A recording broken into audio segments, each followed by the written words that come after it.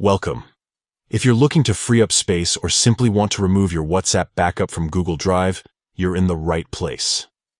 Today, I'll guide you step by step through the latest method to permanently delete your WhatsApp backup using the Google Drive app on your phone.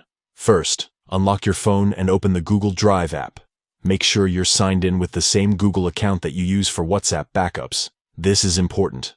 Otherwise, you won't see the backup you want to delete. Next, look for the menu icon. It's the three horizontal lines in the upper left corner of your screen. Tap on it to open the side menu. From the list of options, find and tap on Backups. This section shows all the app backups tied to your Google account, including WhatsApp.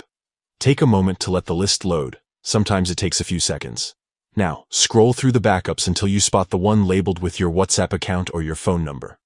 This is your WhatsApp backup. If you have multiple devices, double-check you're selecting the correct one. Once you've found your WhatsApp backup, tap the three dots next to it. This opens a small menu with more options. Here you'll see the option labeled Delete Backup.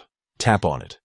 A confirmation pop-up will appear, asking if you're sure you want to delete this backup permanently. Remember, this action only removes the cloud backup from Google Drive. It won't delete any messages or media that are still on your phone. If you're certain, tap Delete to confirm. And that's it. Your WhatsApp backup is now gone from Google Drive, freeing up valuable storage space and giving you more control over your data. If you found this guide helpful, don't forget to like, subscribe, and share it with anyone who might need a little help managing their WhatsApp backups. Thanks for watching, and see you in the next video.